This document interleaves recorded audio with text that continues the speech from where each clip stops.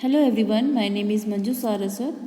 I am again with you to discuss remaining topics of chapter 3rd, that is poverty. So students, in this video we will discuss the causes of poverty. So first of all, I am telling you these are the points. So we will discuss on these points. So there are many causes of poverty, but these are the main points. So we are discussing here. Students, due to colonial administration, it means colonial administration is the reason. So how can we say colonial is the reason? Colonial administration is the reason. Actually जो इनकी जो policies थी colonial government की, इन्होंने जितने भी हमारे traditional handicrafts जो थे उनको डिस्करेज किया, उनकी डेवलपमेंट को, और जो टेक्सटाइल इंडस्ट्रीज़ थी उनको डिस्करेज किया। और इन्होंने, जैसा कि आपको पता है कि ये क्या करते हैं, इन्होंने रिसोर्सेज को ड्रेन कर दिया कंट्री से, और यही जो है लो रेट जो है इसका ग्रोथ का, वो आपका लगभग 80s तक चला है, 1980s तक चला है।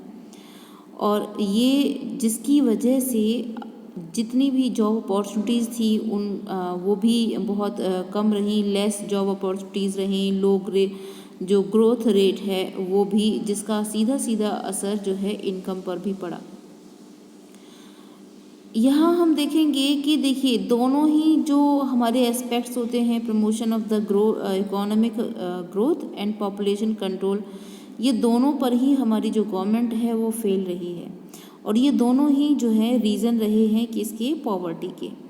तो यहाँ देखिए कि जैसे अभी नेक्स्ट भी आपसे इधर डिस्कस करते हैं कि जैसे ग्रीन रिवॉल्यूशन जो हुआ था, इरिगेशन में बहुत ज़्यादा स्प्रेडअप हुआ, और यहाँ पर आप देखेंगे कि जॉब अपॉर्चुनिटीज़ भी बढ़ी थी एग्रीकल्चरल सेक्टर में और एज वेल एज इंडस्ट्रीज़ में, दोनों में। लेकिन इतनी ज़्यादा जो वो जॉब सीकर्स थे उनको ये एब्जॉर्ब नहीं कर पाए, उतनी ज़्यादा उनको जॉब अपॉर्चुनिटीज़ नहीं मिल पाई थी। तो यहाँ बहुत सारे लोग जो थे वो माइग्रेट होने लगे सिटीज़ की तरफ, और पॉपुलेशन भी बहुत ज़्यादा बढ़ी। तो यहाँ देखेंगे कि जो इरेगुलर स्मॉल इनकम है, ये जो है लोग जितने भी हाउसिंग एक्सपेंसिव थे उनको अफोर्ड नहीं कर पा रहे थे। तो these are the reasons of poverty also. High poverty rate जो है जिसकी वजह से क्या, इसका एक रीज़न है ह्यूज इनकम इनइक्वालिटीज़। यहाँ आप देखेंगे हमारे कंट्री में ये जो इनइक्वालिटी है ये बहुत ज़्यादा है, प्रोमिनेंट है, देखने को मिलेगी आपको। और इसका मेजर रीज़न है जो अनइक्वल डिस्ट्रीब्यूशन है लैंड्स का और अदर रिसोर्सेज का, और इसके जो अदर पॉलिसीज़ हैं, है ना, वो भी मीनिंगफुल मैनर में नहीं है।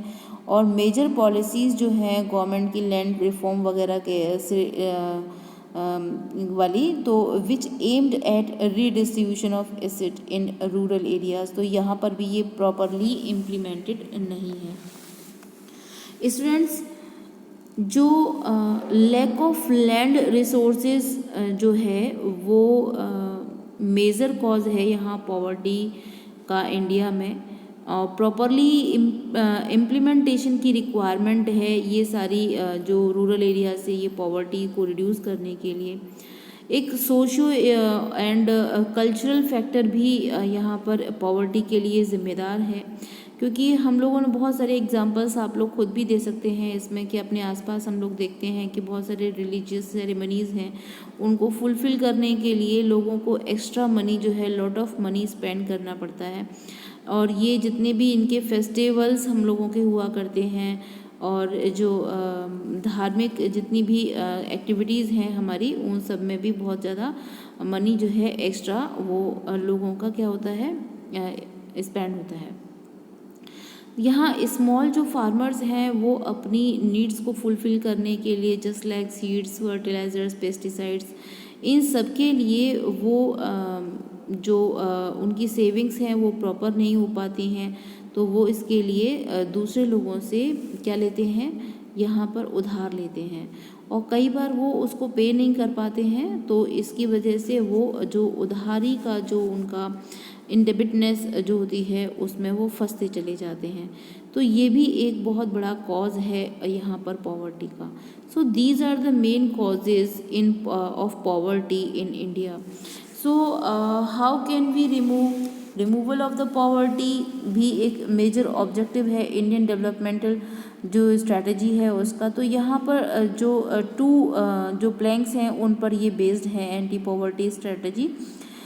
फर्स्ट है promotion of economic growth and targeted anti poverty program. So these are the main goal. तो फर्स्ट हम इस पर यहाँ पर हम बात करते हैं promotion of economic growth and targeted in anti poverty programs. So first of all before these anti-poverty programs, I am telling you promotion of the economic growth. Students, as we know कि higher growth rate जो होता है वो help करता है reduction of the poverty में, इसीलिए it is becoming, ये बहुत ज़्यादा आप देखते हैं कि economic growth and poverty reduction दोनों में बहुत ज़्यादा स्ट्रॉन्ग लिंक है। इकोनॉमिक ग्रोथ जो है वार्डन अपॉर्चुनिटीज़ प्रोवाइड कराती है, रिसोर्सेज प्रोवाइड कराती है, और यहाँ पर जो ह्यूमन डेवलपमेंट में इन्वेस्ट करने की रिक्वायरमेंट है, आप देखेंगे कि इकोनॉमिक ग्रोथ जो है widen opportunities and provides resources needed to invest in human development, और ये लोगों को एनकरेज करती है कि वो अपने बच्चों को, चाहे वो गर्ल चाइल्ड ही क्यों ना हो, स्कूल भेजते हैं, और बेटर इकोनॉमिक जो इन्वेस्टमेंट होता है एजुकेशन में वो करते हैं। जैसे कि आपने देखा होगा जिन गर्ल चाइल्ड जो स्कूल नहीं जाते हैं वो ज़्यादातर जो लोग पुअर होते हैं, गरीब होते हैं, तो वो प्रेफरेंस बॉयज़ को स्कूल भेजने के लिए करते हैं। लेकिन यहाँ पर आप देखेंगे कि अगर इकोनॉमिक ग्रोथ रेट अच्छा होगा तो वो अपने बच्चों को हेल्थ केयर एंड एजुकेशन दोनों ही प्रोवाइड करते हैं विदाउट एनी डिस्क्रिमिनेशन। तो यहाँ पर जो है इकोनॉमिक ग्रोथ रेट हेल्प करता है पॉवर्टी रिडक्शन में इस तरीके से। However the poor may not be able to take direct, यानी कि हम मानते हैं कि यहाँ जो पुअर व्यक्ति है वो डायरेक्टली एडवांटेज नहीं ले पाता है जो भी अपॉर्चुनिटीज़ होती हैं इकोनॉमिक ग्रोथ रेट के द्वारा। तो यहाँ जो ग्रोथ है एग्रीकल्चरल सेक्टर में इज़ मच बिलो एक्सपेक्टेशंस, वो जितनी हमारी एक्सपेक्टेशंस हैं उससे बहुत ज़्यादा कम है।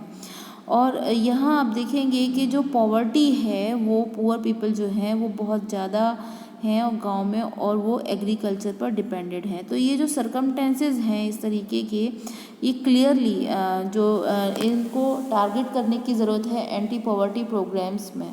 Although there are so many schemes, यहाँ पर बहुत सारी स्कीम्स हैं जो गवर्नमेंट के द्वारा फॉर्मुलेटेड हैं and to affect the poverty directly और इनडायरेक्टली। तो इनमें से कुछ जो हैं वहाँ पर हम आपको यहाँ पर डिस्कस करते हैं। सबसे पहले है Mahatma Gandhi national rural employment guarantee act 2005। तो यहाँ ये जो है किस को लेकर, एम को लेकर यहाँ ये शुरू की गई हैं। जैसे कि इसका एम है कि 100 डेज़ का लोगों को ये रोज़गार प्रोवाइड कराती हैं, है ना, और जो रूरल एरियाज़ में। और यहाँ पर आप देखेंगे कि जो सस्टेनेबल डेवलपमेंट है ना, टू एड्रेस द, जैसे कि कुछ लोगों में जैसे ड्रॉट है, डिफॉरेस्टेशन है ना, तो ये जो सारी चीज़ें हैं इनको ध्यान में रखते हुए just drought, deforestation, soil erosion, इनको ध्यान में रखते हुए सस्टेनेबल डेवलपमेंट को भी फोकस करती है। 1/3 ऑफ द प्रपोज्ड जॉब्स, यानी कि 1/3 जो है 1/3 जो रिजर्व की गई हैं इसमें महिलाओं के लिए। और ये स्कीम लगभग जो है 220 करोड़ जो पर्सन हैं उनको यहाँ पर आप देखेंगे एम्प्लॉयमेंट के लिए उनको टारगेट की गई है। और यहाँ पर SC ST और विमेन उनको यहाँ पर 23% रिज़र्व किया गया है उनके लिए, और 17% एंड 53% इस तरीके से यहाँ डिवाइडेशन है इनके रिजर्वेशन का। And average wage has increased from 65 in 2006 to 7 to 132 in 2013 to 14. It may be varies the data according to the time. यहाँ पर जो है टाइम के अकॉर्डिंग ये भी डेटा चेंज हो चुका है, but this data is given in your NCERT। सो यहाँ पर हम देखेंगे दीज आर द 5 और 3 पॉइंट्स। यहाँ पर इसमें इस योजना में ये क्या करते हैं कि अगर ये लोगों को 100 डेज़ का रोज़गार अगर एम्प्लॉयमेंट प्रोवाइड नहीं करा पाते हैं, उस केस में ये लोगों को अलायंस भी प्रोवाइड कराते हैं, बेरोज़गारी भत्ता भी देते हैं।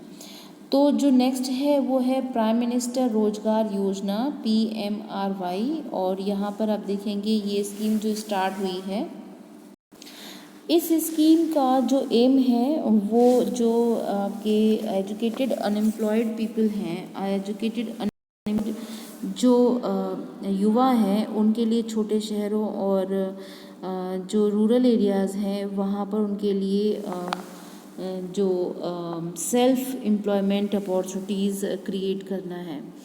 यहाँ पर उनकी हेल्प की जाती है स्मॉल बिजनेस और इंडस्ट्रीज़ सेटअप करने में। और ये आप देखेंगे कि जो नेक्स्ट है रूरल एम्प्लॉयमेंट जनरेशन प्रोग्राम, इसमें REGP, इस प्रोग्राम का जो लॉन्च हुआ है वो 1995 में हुआ है। एंड इसका जो एम है वो भी self employment opportunities rural area में और स्मॉल टाउन में जनरेट करना है, क्रिएट करना है। एंड इसका जो टारगेट है वो 25 लाख न्यू जॉब्स सेटअप करना है इस प्रोग्राम के तहत, एंड 10 5 ईयर प्लान के अंतर्गत। फिर नेक्स्ट आपका स्वर्ण जयंती ग्राम स्वरोजगार योजना, ये लॉन्च हुई है 1999 में। एंड ये प्रोग्राम का जो एम है वो पुअर फैमिलीज़ को पॉवर्टी लाइन से ऊपर लाना है। और यहाँ पर आप देखेंगे कि बैंक मिक्स ऑफ द किसके थ्रू, यानी कि उनको क्रेडिट वगैरह और गवर्नमेंट सब्सिडी प्रोवाइड करने के थ्रू। और जो आपकी नेक्स्ट है PMGY, ये लॉन्च हुई है 2000 में, और एडिशनल यहाँ पर जो हेल्प की जाती है to give the state for basic services such as primary health, primary education, rural shelter, rural drinking water, rural electrification, ये हेल्प प्रोवाइड की जाती है। और जो दूसरी नेक्स्ट जो आपकी स्कीम है यहाँ पर है वो है अंत्योदय अन्न योजना AAY। इसमें आप जो है लोगों को फूड सप्लाई की जाती है, जिसमें इस तरीके से कहीं ना कहीं आपको इसमें कुछ सिमिलैरिटीज़ जो है वो दिखाई देती हैं, है ना, सारी स्कीम्स में। और इसका इम्प्लीमेंटेशन प्रॉपरली बहुत ज़्यादा ज़रूरी है। पॉवर्टी सर्टेनली डिक्लाइन हुई है, निश्चित ही डिक्लाइन हुई है इंडिया में, but despite the progress poverty reduction remains India's most complaining challenge. यहाँ पर जो डिस्पैरिटीज़ हैं जो रूरल एरियाज़ में विजिबल होती हैं देखने को, है ना, और आप देखेंगे कि अर्बन एरियाज़ में, रूरल एरियाज़ में जो इसमें डिस्पैरिटीज़ आपको देखने को मिलेंगी अलग अलग स्टेट्स में, है ना। तो certain social and economic groups जो हैं मोर वल्नरेबल हैं, जो मैं पहले वीडियो में डिस्कस कर चुकी हूँ ऑलरेडी। पॉवर्टी रिडक्शन जो एक्सपेक्ट किया जाता है जो बेटर प्रोग्रेस के लिए नेक्स्ट 10 to 15 ईयर्स में। और यहाँ पर आप ऑफिशियली डेफिनेशन जो है उसकी पॉवर्टी की, वो आपको पता ही है कि it is minimum substance level of the living rather than reasonable level of the living.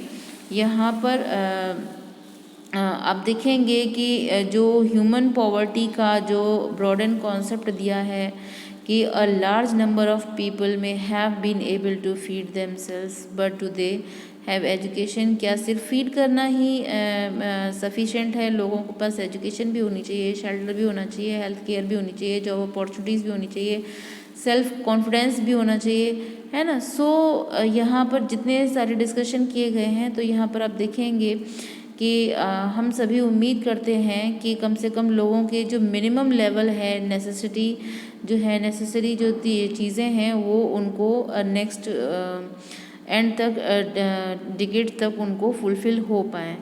So this chapter has been closed with this hope expectations. So thanks for watching.